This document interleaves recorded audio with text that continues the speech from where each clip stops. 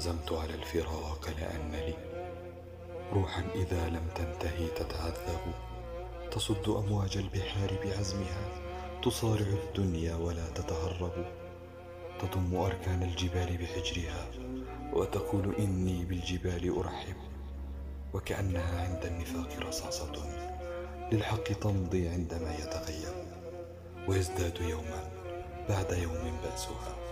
لا تنحني، لا تنسني، لا تكذب، رب الذي وضع العناد بجوفها وبالعناد ربها تتقرب.